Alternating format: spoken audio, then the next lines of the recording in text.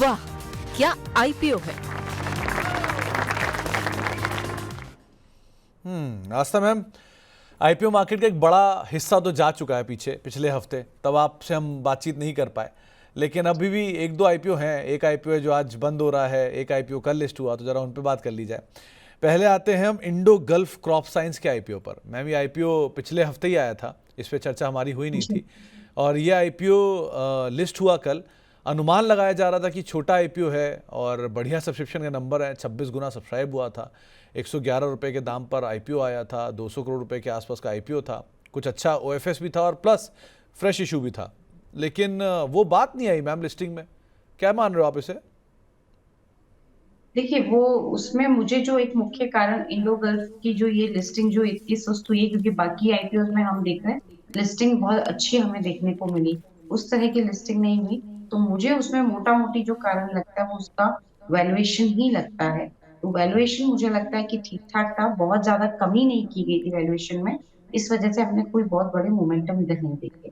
तो अभी तो मेरे हिसाब से होल्ड कर लीजिए जिन्होंने इसमें लगाया है, क्योंकि हमारी राय भी इसमें सिर्फ लॉन्ग टर्म के लिए थी, लिस्टिंग गेन के लिए नहीं थी। तो होल्ड करने की ही सलाह है अगर लगाया है तो।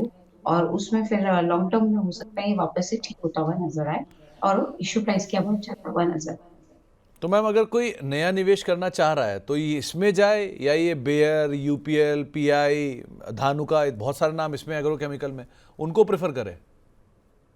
यूपीएल अच्छा लगता है, आज तो ऊपरी स्तरों से एक हमने प्रॉफिट बुकिंग दिखी है, पर अभी भी उसमें एक जिसे कहते हैं स्टीम बाकी है, और यूपीएल मुझे इन सब लिस्टेड प्लेयर में बेटर लगता है। तो अगर आप चाहें तो आप यूपीएल में जा सकते हैं। कंपेरेटिवली नया निवेश कर रहे हैं तो, पुराना है तो आप बने रहिए, जल्दी आपको शायद गेन आते हुए दिखाई पड़ेंगे।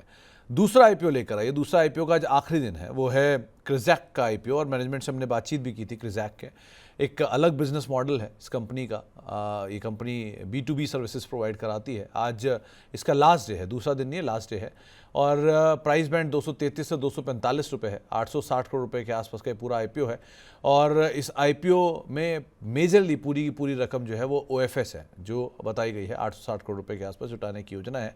और जो संभावित लिस्टिंग है वो करीब 9 तारीख के आसपास कहीं होने का एक अनुमान लगाया जा रहा है। इन्होंने 286 करोड़ या 260 करोड़ रुपए अपने रेस किए थे इसमें एंकर इन्वेस्टर में, 258 करोड़ रुपए। सारे मेजर मार्की नेम्स इसके अंदर आए थे उस समय पर, जिसमें आईसीआईसीआई है, बंधन है, ऐसे कई सारे नाम थे।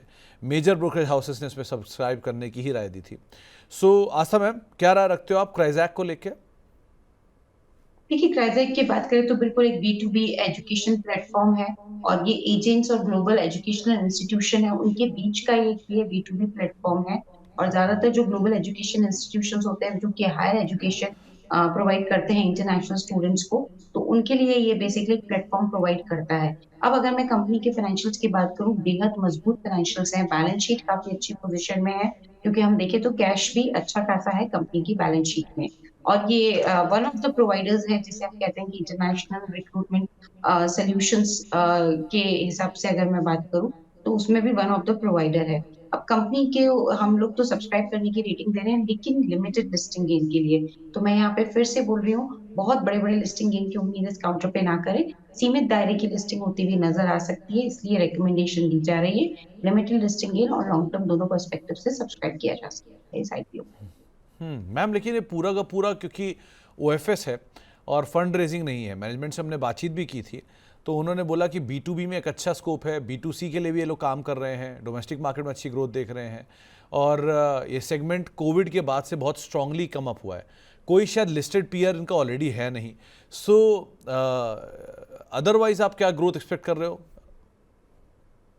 देखिए, बिल्कुल लिस्टेड पेयर इसका है नहीं, और जिस तरह से इनका जो बिजनेस मॉडल है वो भी मुझे अच्छा लगा है।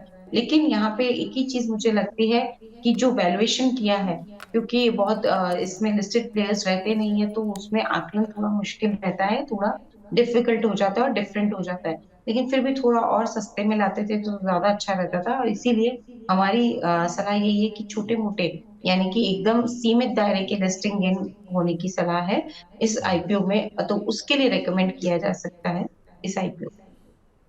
21 गुना ऑलरेडी सब्सक्राइब हो चुका है ये आईपीओ, आज लास्ट डे है, और 21 गुना करीब का सब्सक्रिप्शन इसमें हम ऑलरेडी देख रहे हैं। तो एक स्ट्रॉन्ग सब्सक्रिप्शन का नंबर क्राइजैक में। दोनों ही आईपीओ को लेकर आज हमने आपको सामने राय रखी है। एक आईपीओ जो ऑलरेडी लिस्ट हो चुका है, एक आईपीओ जो बंद होने वाला है। तो फिलहाल वाह के आईपीओ को ही समेटते हैं।